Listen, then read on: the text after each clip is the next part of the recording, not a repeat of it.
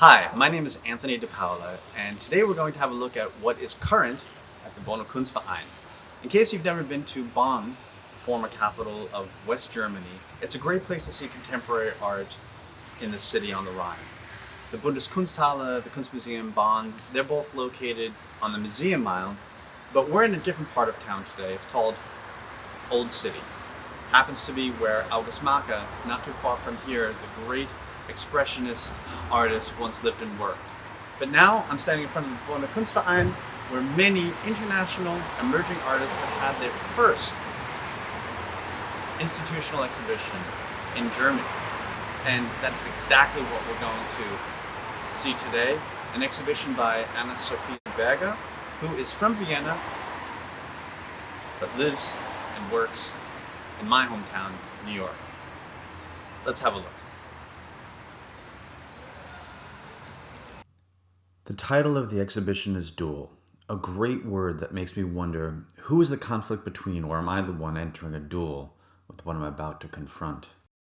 The first thing I encounter is a very large object in the middle of the room. It is made up of different geometric forms that have been stacked together. There's something playful about it, maybe because they look like oversized building blocks. On the wall behind the sculpture, there's a diamond-shaped window. At first, it's unclear if it's always there as part of the architecture, or is it an intentional part of the exhibition? As I turn the corner, there's an entrance to a darkened room. Once I'm inside looking out through that window, the strong verticals and horizontals become reframed in this diamond shape. The small room is lit by a red light, and on the wall opposite the diamond window there's another diamond that appears the same size and height as the first, but this one is black. My curiosity brings me closer to that diamond, and I realize it's not painted, it's a hole in the wall. The second room has another large geometric construction. This time it has evenly spaced steps, and it fits together like Lego blocks or a Tetris game. Scattered along the floor in this space there are various objects, from a car door to a sofa, a mattress, a baby crib, a dried out plant, an old rocking chair, and many other smaller objects. In the back corner there's a projected video. It's clearly filmed in New York. The non-stop flow of traffic reflects the pulse in that city that never sleeps. The nighttime view is emphasized by the lights blurring in and out, and the taillights of the cars remind me of that similar red light in the darkened middle room.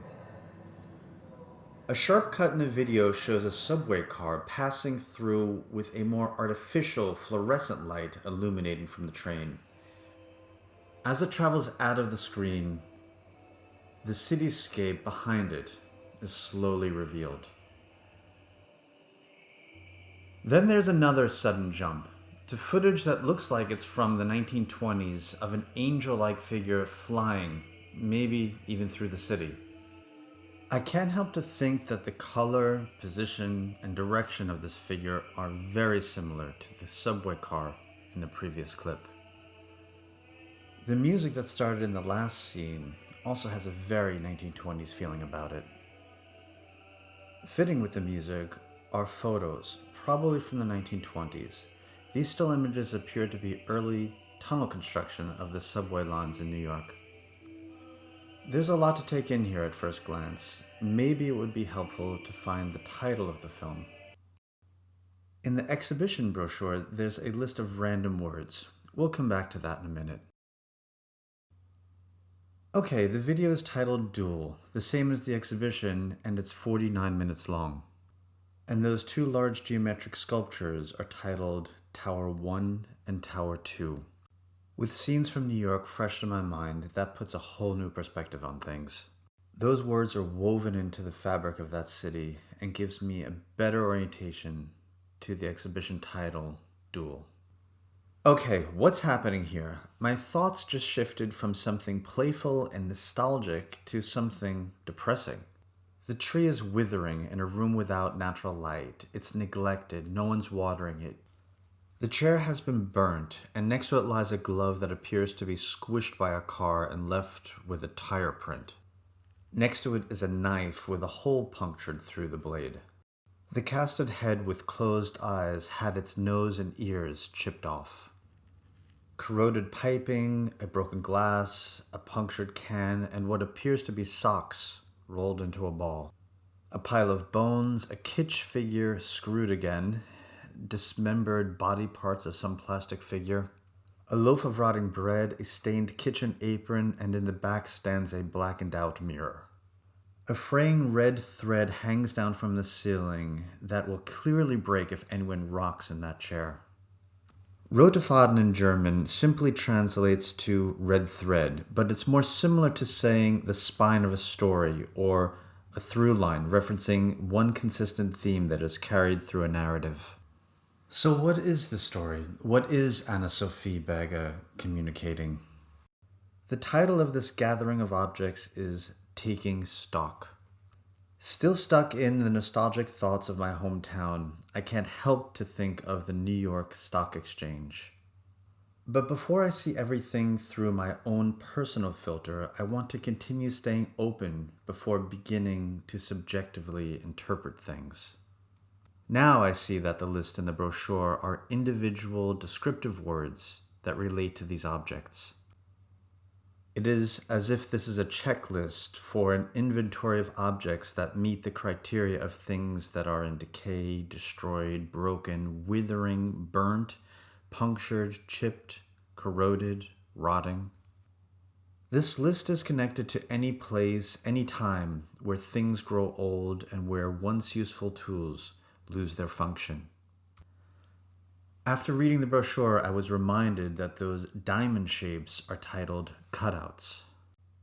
They reference a construction code in New York where windows and fencing are required to give public access to see inside a construction site, reducing the mystery and keeping everything transparent. And in that central room titled The Brain, we now see how the cutout windows connect the inner and the outer.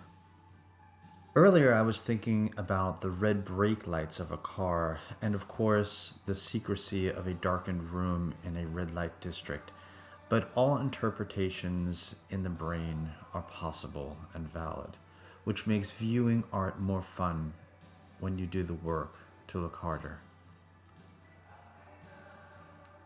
For me, this points to the difference between something being pinned down with objective certainty, like a portrait or a landscape or a bowl of fruit, and the open possibilities of seeing things differently through a subjective filter before even beginning to interpret them. After seeing short clips of a 49-minute long video and the title piece of the exhibition, it would only do things justice to come by the Kunstverein and see the duel in person. Then you can determine for yourself who the duel is between. From constructed towers to once useful objects that fall into decay, and that red-lit central room with a window that allows us to both see what is inside and outside of the brain. Whatever your interpretations might be, please comment below. Having said that, there is still about a month left of the exhibition to watch it, to see it, while it's still current. And if you like this video and want to receive more information about current contemporary art along the Rhine, then please subscribe. Click that below, and I hope to see you again soon.